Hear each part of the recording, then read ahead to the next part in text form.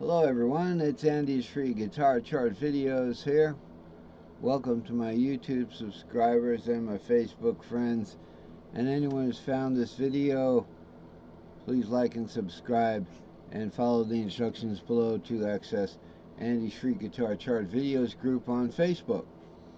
So we're going to be looking at two charts today. I think we're going to be looking at 374 before we look at 373. The two of them I worked on together, and I think I just finished doing some edits on this one, so we're going to start here. It doesn't matter.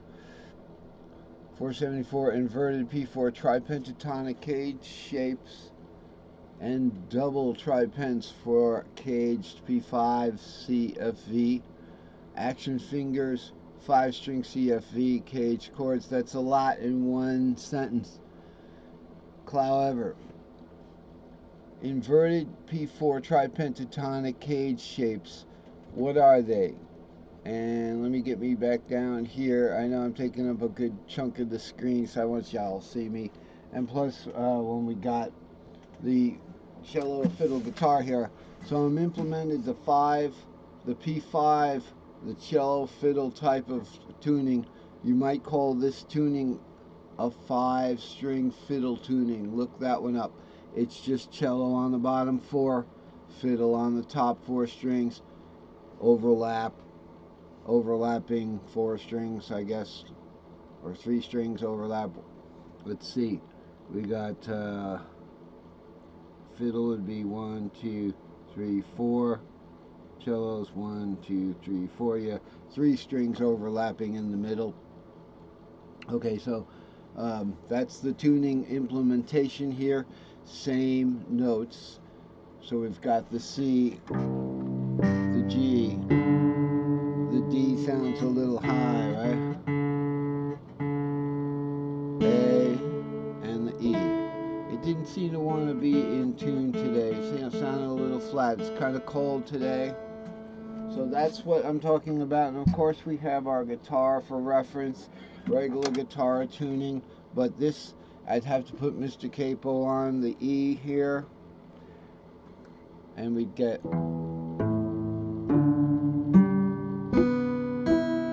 okay, I don't know if I even tuned that guitar that much this morning. So that is what we're dealing with. I don't have a 5-string fiddle. I'd like to get one. I have a cello, but still that's kind of awkward to explain things. So the implementation is on the 5-string tuned guitar, and so that's it. Action fingers, 5-string CFV CAGED chords. What do we mean by action fingers? Well, what do I mean? I mean circling these notes. Excuse me. If we just look at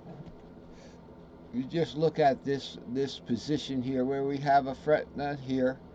Okay, the key of R would be the key of C. When I put a number on the key, that's referencing the white keys of the piano. So R would be the key of C. Okay, we look over here, 6 would be the key of A. Okay, 5 would be the key of G. 3 would be the key of E. Oh, and then 2 would be the key of D. Okay. Alright, so hopefully we're going to have a good lesson. Things have leaned towards giving a lesson today. And so we're going to do it because that way the charts will make a lot more sense. Let's first look at the tuning. I know this is boring, but I'm just going to cover this briefly. I worked on this diagram here. The only problem with this diagram here is where it says route the E string through the B string slot.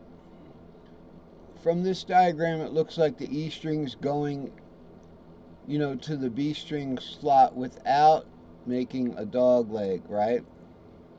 What is a dog leg? That shouldn't be on square, it should be on line. So it would be like this. It would be like a dog leg, like that and like that. Okay, actually it would be, I know I'm messing up here. It would be like this, and then on. This is the actual string. Okay, and then say we have the A string, move the, well, we have down A tuned, so it's going to be the A note. So the E note is up top. It's the same string. It's the same tension on that string, the same pitch, but it goes from the E string here, from the closest tightener, and does the little dog leg there. You see the dog leg? It's hard to see, but this is the dog leg. See this obtuse angle here? That's how I did it. That's just the way I did it. I'm working on trying to get it straight up to the B string tightener. I've got 10 E strings to do this. I've got the rest of my life to do this, but I really would like to do it. I'm probably going to wait until the string breaks, or I just get fed up with the tension on the dog leg string. But that's the way that I have that. Now move the B string to the G string slot. So this is the B string, and we're just going to route it to the G string slot. The D string is going to go to its normal place. So this up here is obviously the fret nut, where it says cello up here.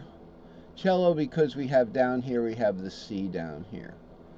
Okay, the G down, G tune, the second A. So the A string doesn't go anywhere. It's where it's supposed to be. You see, the A string is the second string. It's where it's supposed to be, right there. So that's it. So that's the tuning mess. But it does tune up. So we can do those P5 chords.